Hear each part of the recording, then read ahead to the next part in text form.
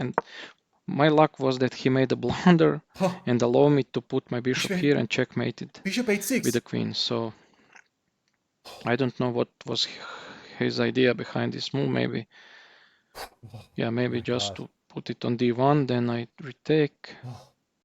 You see, he's blundering because he's oblivious to your next move. He's oblivious to what has changed after queen f6.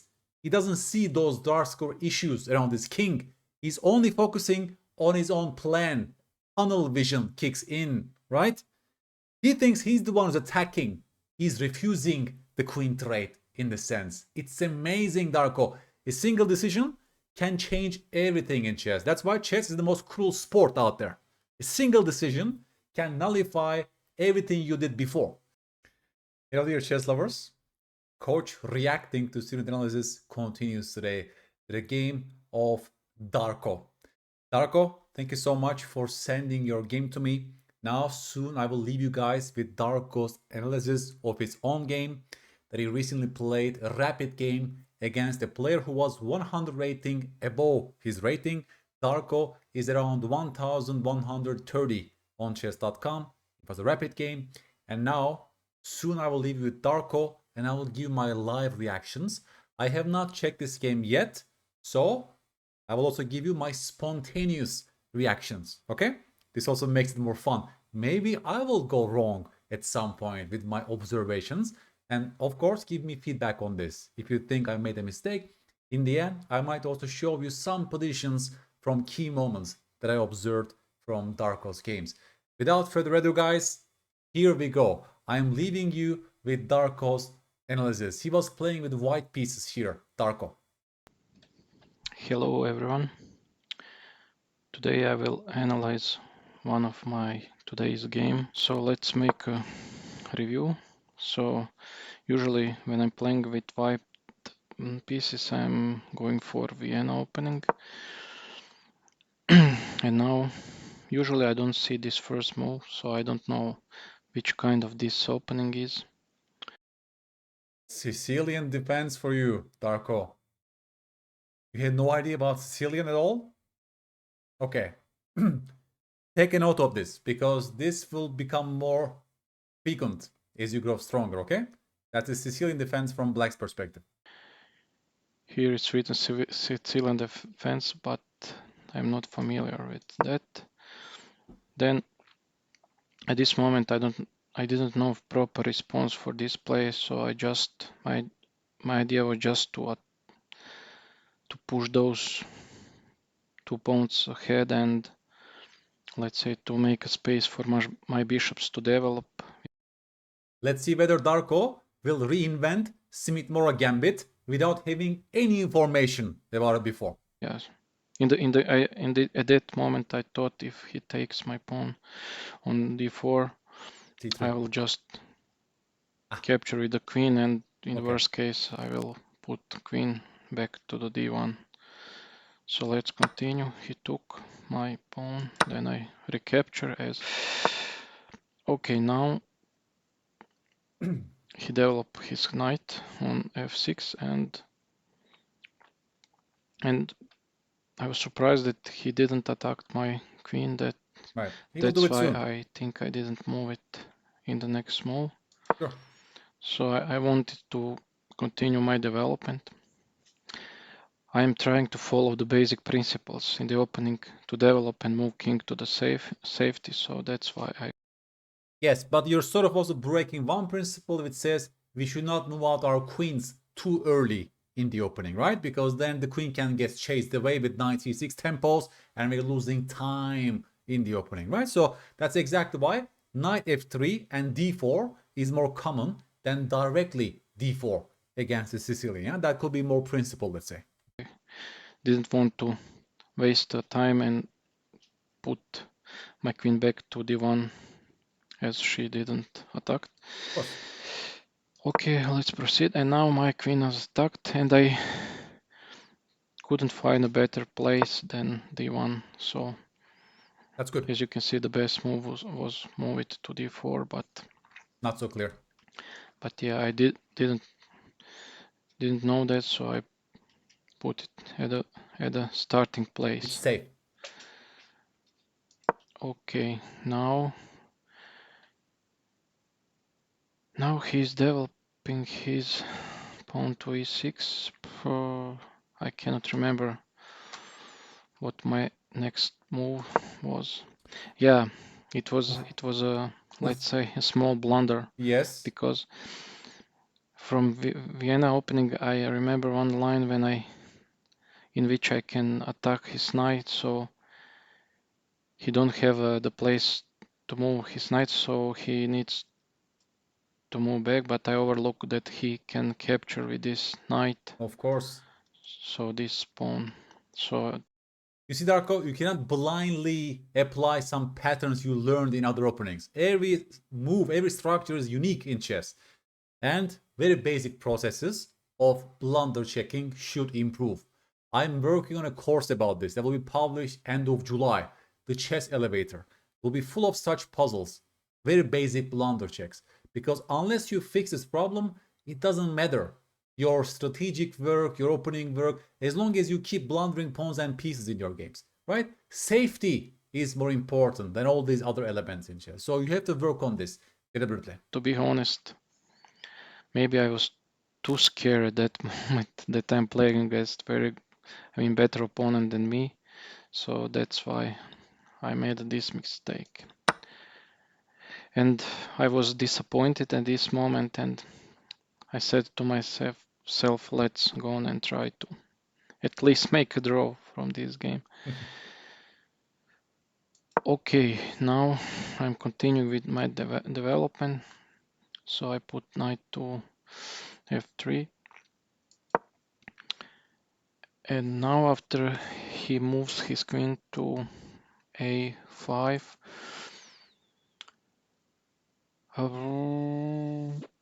I think I saw some tactics for him. For example, I expected that his idea was to put bishop on this square, so Yeah, bishop b4. he could attack this knight on c3, and if I recapture, he could make fork check, and after that took my rook. So I think I saw that at this moment. That's why I put my bishop here. Good move, So good move. Unpinning. I think I discovered his plan on a time. Good. And as you see, according to the engine, this is the best move. To be honest, it was, my opinion, maybe too passive, but I couldn't find better solution than this. It's not too passive. I mean, the bishop gets a better location, and also you start putting pressure on the queen on a5, right? So it's very natural, actually. So it seems I made a good decision. Now he recaptured, and I didn't want to damage my pawn's structure and take with this pawn on g2, so that's why I took with the queen. Of course. And it seems I'm developing very well, and we are down 1 pawn, but you see, our development is much better than black's. Their queen is out too early, their bishop on c8 is dead, right? So we have some compensation for the pawn. I believe some compensation, not full compensation if black plays well, but I can see some compensation now for white. I've noticed at that moment that his bishop is buried. Nice. So I love how you use the term buried. I made a course about this, the art of burying pieces. You see, your mental models are improving. You start noticing bad pieces and good pieces. That's great for evaluation of positions. I was happy, but at that moment I didn't have an idea how to convert that advantage. You will see. You cannot. And now he moved his queen on e5 and put my... This one is very strange to me because instead of developing his pieces, he's just playing with the queen again and again, right? Now we can get the bishop out and get ready for castling short, for example. My queen in the check, and probably he's wasting his time with this. That's right. That's right. And yeah, I didn't want to exchange queens. Of course not. And at that moment, very good. This move looked best to me. Sure. To me, because I'm protecting my king from the check, and at the same moment I'm developing my Exactly. last piece. That's it. He gave you time, So you take time. that's, let's say, was double purpose move, and as you can see, it's great. And now he put his bishop to d6, and probably he was, for example, if I made a let's say castling on that Oh, side, it would be a checkmate. nice. Darko, I'm working on such blunder check puzzles right now, right? Many people blunder like that. They castle short, they think that their king is safe, and they don't see whether your opponent can defeat their move by a forcing move. For example, they are giving a check, and that will be checkmate at that moment. So it's great. You're raising your floor by seeing such blunders. So I saw that, and I think I move castle on the opposite side. Yeah, as you can see, that Nice. Nice. Now this will be a very was sharp game. good decision. Good Otherwise, decision. I would be checkmated. Yes. You see, you could have castled long without any analysis of castling short. It's great you tell me why that move is a wrong move. Otherwise, you can get lucky in chess. Okay, let's proceed. He moved his bishop back. I don't know what was the purpose of that move. Darko, what is he doing? He keeps playing with the same piece over and over again. You should be very happy to see these moves from the opponents. They will commit crimes against you, and you will take those. You will play principled chess to punish those blunders. So now I'm seeing more than enough compensation, in fact, for white. That's my judgment. Probably I had some tactics, but Because he gave you too much time. Let's see what you did here. at that moment I have no idea. Okay, now why I play this move? Yeah, yeah. I am. The idea behind this move was, let's say, open this file for the rook, Very and at logical the move. same time attack the queen. So Sure. at that moment I thought it was the best move. But according to the engine, the best move was move pawn to Maybe g4, g4. g5, yeah? I still don't. Wait, I made a video about this. It's pawn storms. When kings castle on opposite flanks, the game becomes very sharp. His king is surely going to the king side, right? I mean, either he stays in the center, but probably also goes to the king side very soon.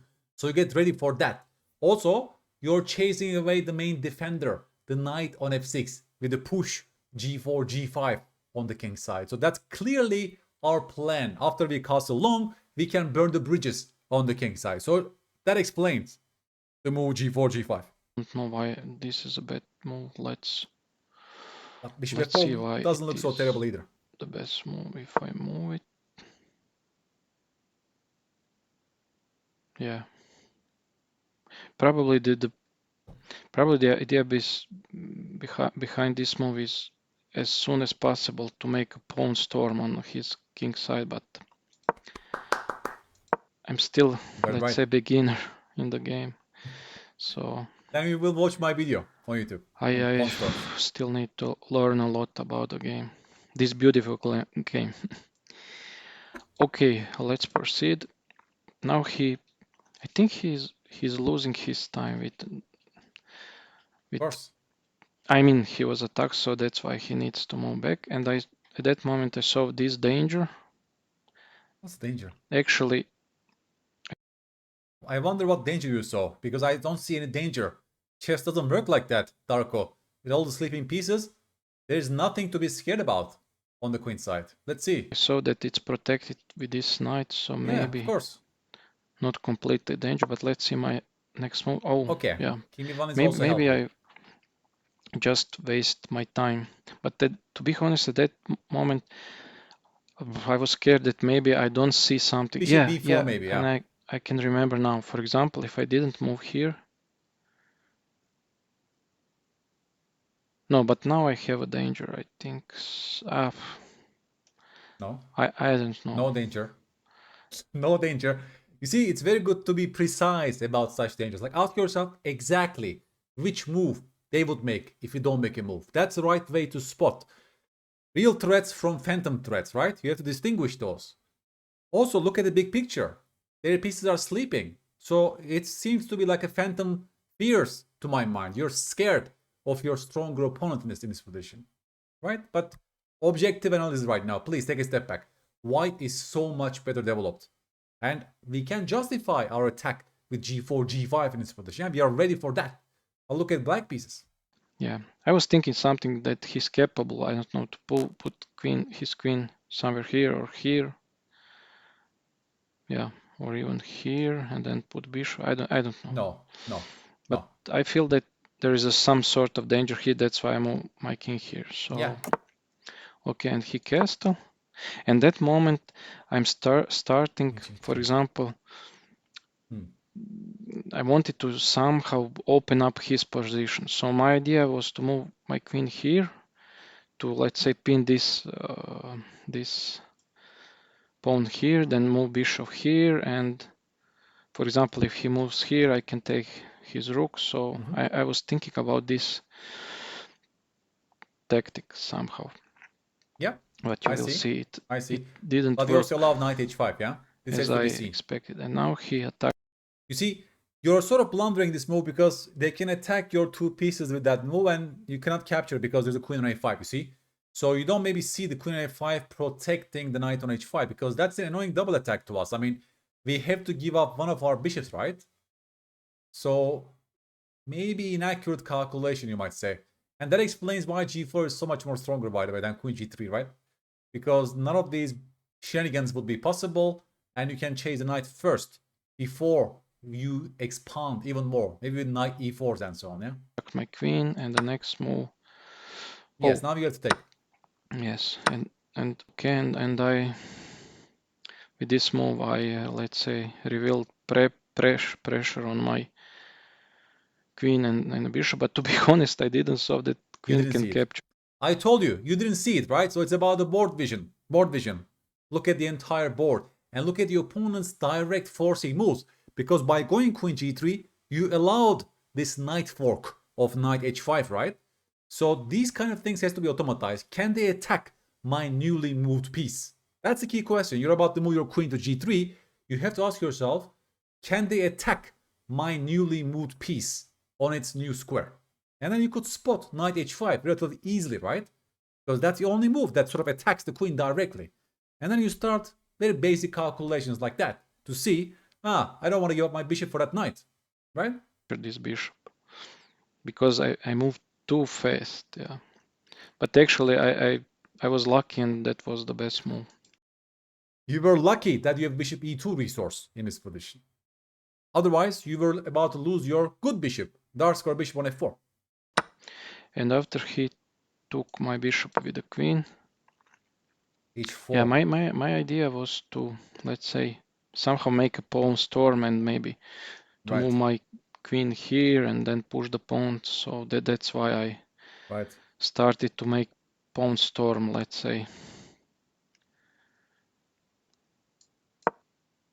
It's not so terrible either, the pawn storm idea. Maybe the knight on c3 could have improved in that position, right? I mean, the machine gives moves like bishop d6. I guess the idea is to keep the c8 bishop buried, right? Just to stop d5, basically. So that also makes some sense. But then the game sort of becomes like a quiet positional treatment. But yeah, let's see how you play this segment, because maybe we'll quickly play g4 and so on.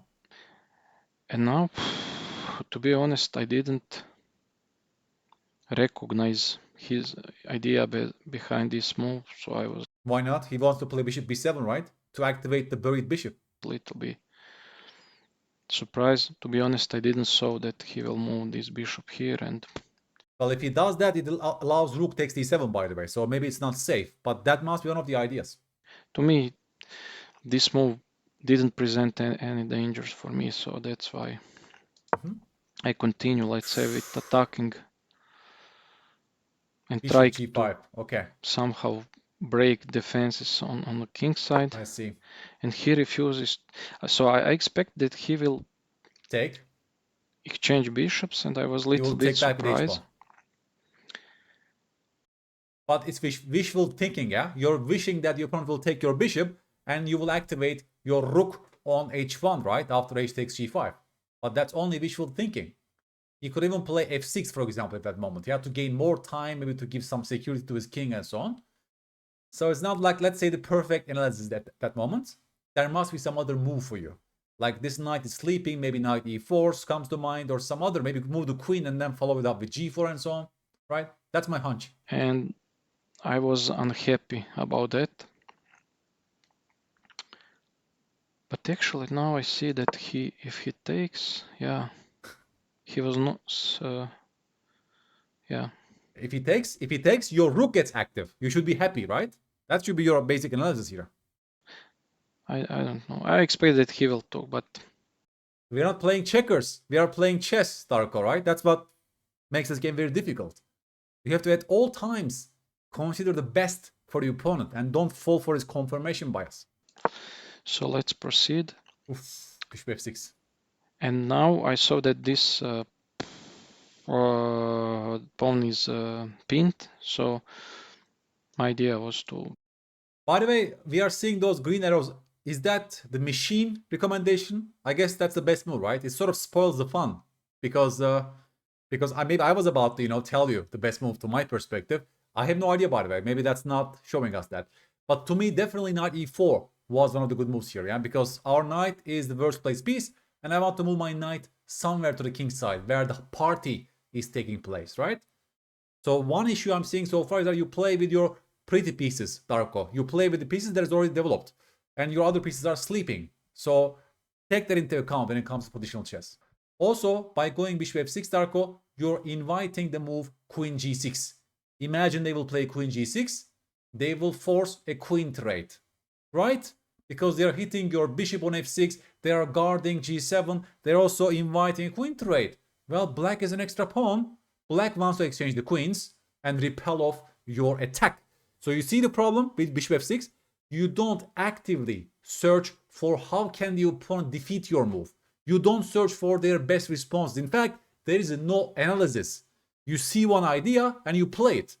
To your mind, it's totally unclear what black is doing against this move, right? So as we grow stronger as players, we also have to enlarge the space of calculation. Calculation means you have to actively search for the opponent's replies against your move. Logical chain of thinking, right? I'm gonna go here and threaten mate. We cannot end there. We have to ask ourselves the question, what can they do about that, right? What is the best way for the opponent to parry my mate threat? That's why you have to go to Chessable and get my course, Fundamental Chess Calculation Skills. It's full of such puzzles where you have to actively search for the best for the opponent, but only 3-ply deep, right? Very short calculation. I make one move, they will make a move, and I will have a response against that. It starts from this 3-ply calculation, which means you're looking for a reply from the opponent. So you're there yet, Darko. Your rating is on the right range for that course. So please go and check that because that's exactly what you need as far as I see so far from your game. This pawn is pinned, so my idea was to checkmate him, but let's see what his response. That's the problem. You say, let's see what he does. You have no idea what's coming to you. You have no idea what the opponent can do against your move. Was yes, and now he weakened. Oh, g6 is so terrible. g6 is so terrible. He's cutting off his king. He's creating a monstrous bishop on f6. And the queen is also misplaced. Your bishop becomes an amazing piece. Back rank problems emerge. Oof. Dark square weaknesses. Darko.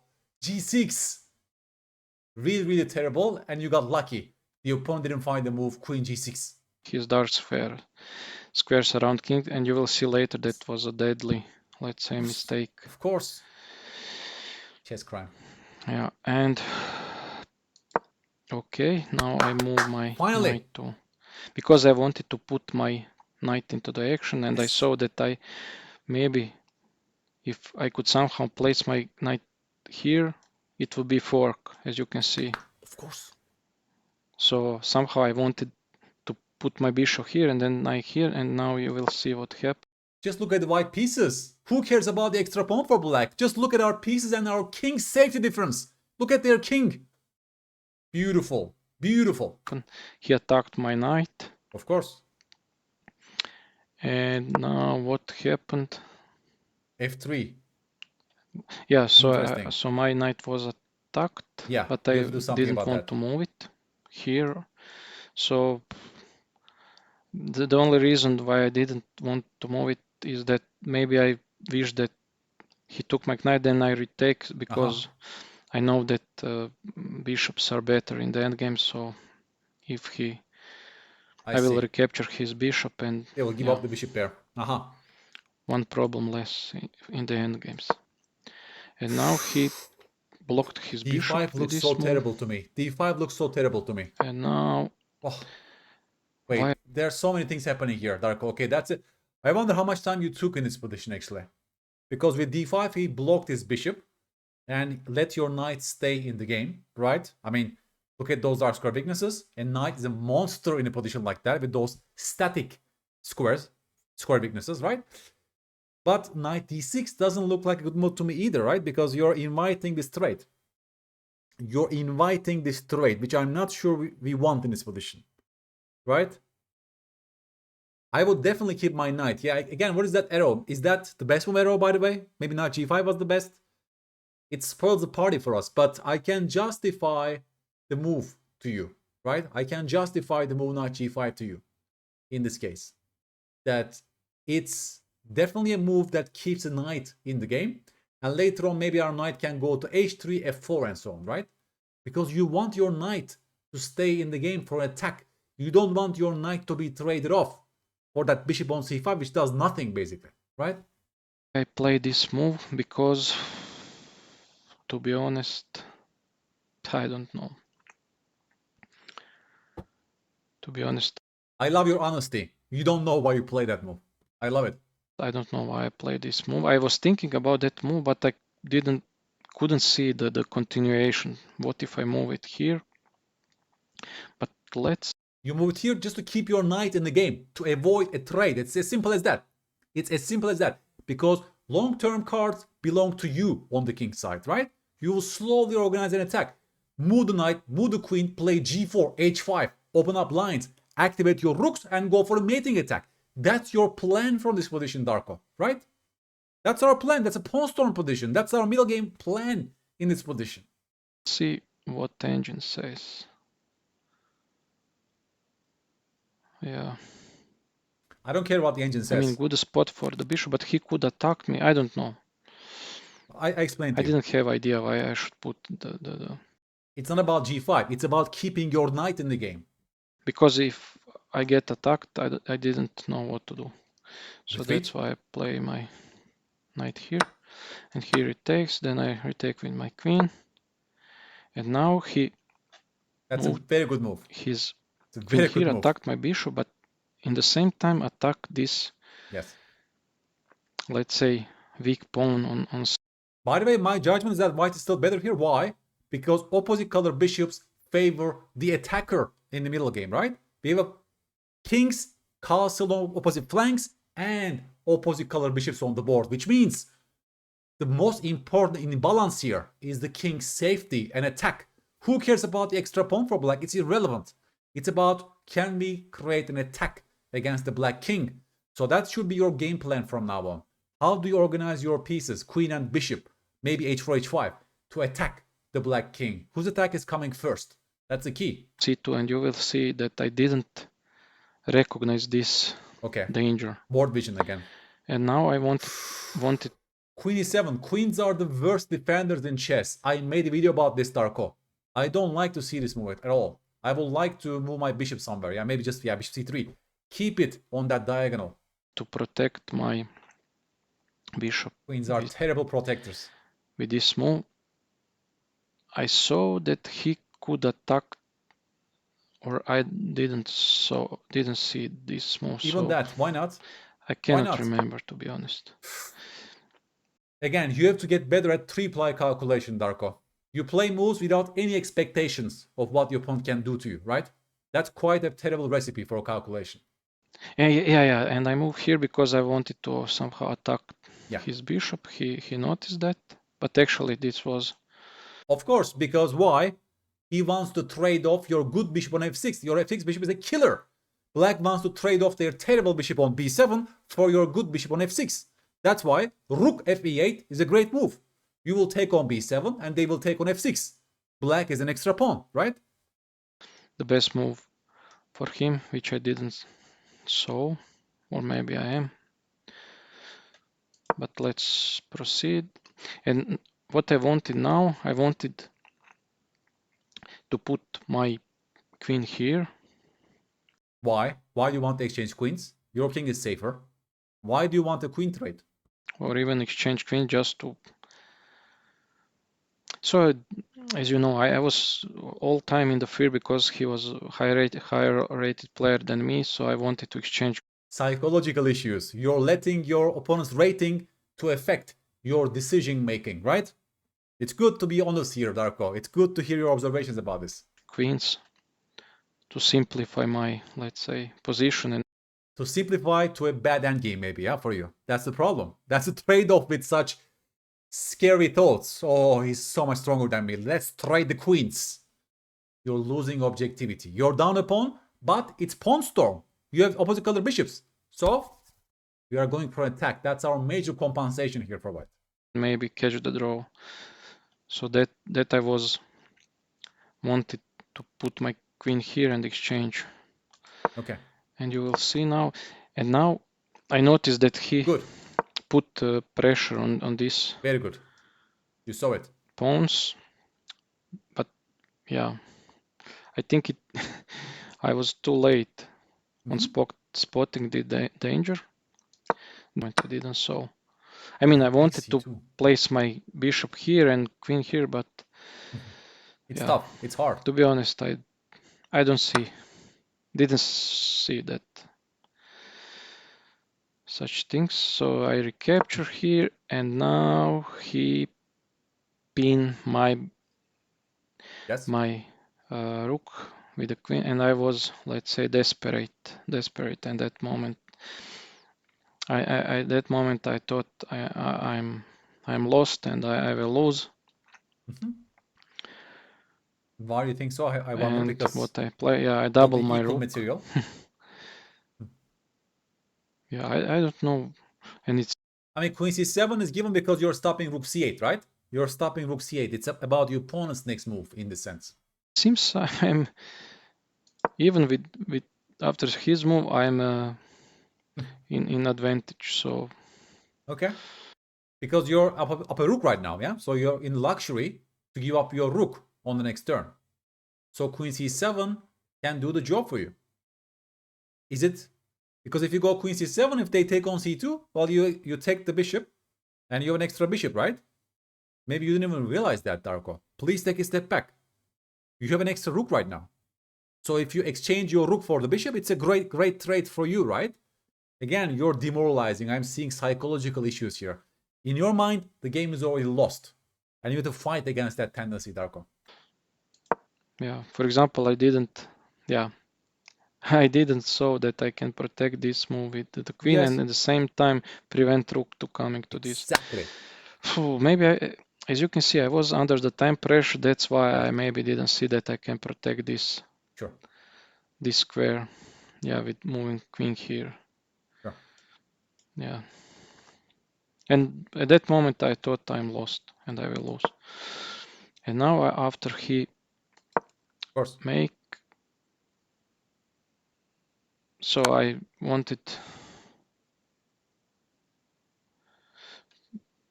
I don't know why I put my queen here. Maybe just trying to checkmate it, but yeah. And now, after he retake, I move my queen, and now I spotted that the bishop is pinned. At that moment, I was thinking that it is best for him to take with the rook and leave this bishop here. So I was not calculating maybe enough, and I was happy when he took with the bishop. And at that moment, I thought, oh, maybe I have a chance. That's why. Take a step back. You're down 2 pawns, but his bishop gets pinned, and he's having issues on dark squares. So if I was black, I would just exchange the queens and try to win that dark square bishop endgame. Of course, I had to find a way to unpin my bishop, right? So now you're putting some pressure on him, actually. You're right. I mean, I wanted the whole time to put my bishop here, and I know that I have the checkmate. And my luck was that he made a blunder and allowed me to put my bishop here and checkmated bishop 8-6 with the queen. So I don't know what was his idea behind this move. Maybe, yeah, maybe just to put it on d1, then I retake. You see, he's blundering because he's oblivious to your next move. He's oblivious to what has changed after queen f6. He doesn't see those dark square issues around his king. He's only focusing on his own plan. Tunnel vision kicks in, right? He thinks he's the one who's attacking. He's refusing the queen trade in the sense. It's amazing, Darko. A single decision can change everything in chess. That's why chess is the most cruel sport out there. A single decision can nullify everything you did before.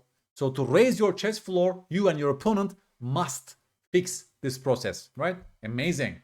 Take, and then he could place the king in checkmate me. Yeah, and that was a blunder. Then I put Finito. my bishop here, and I think at that moment checkmate was unavoidable.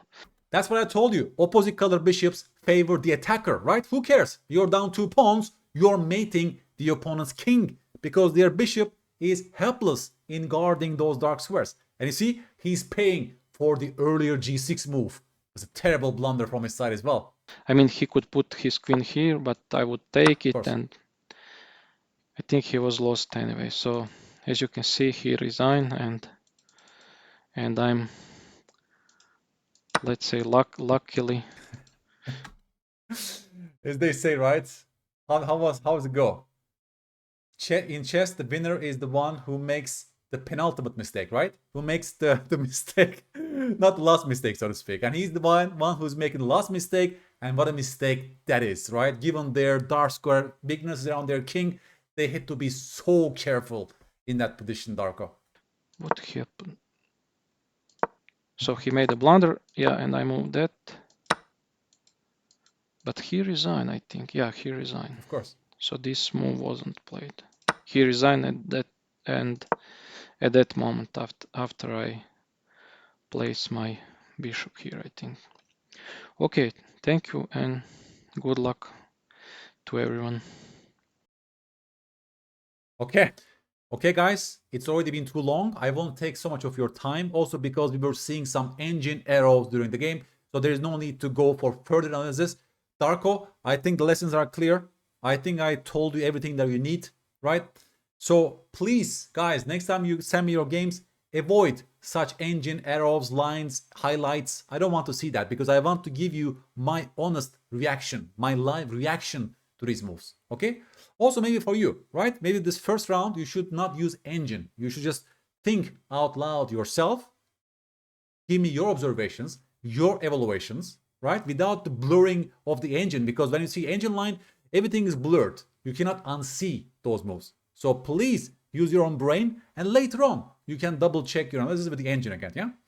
I hope this was a good episode for all of you guys. Again, Darko, you must raise your floor and you must get better at 3-ply calculation and also psychological issues. Don't get your higher opponents blur your objectivity. Play against pieces and not against your opponent. And easier said than done, of course. You're all humans. If you like this episode, folks, please give me a like and subscribe. And I'm waiting for your games. If you want me to analyze your games, you have to record yourself. You have to give your best, and you have to be as honest as possible with yourself, because that's the best way to improve at chess. Thank you so much.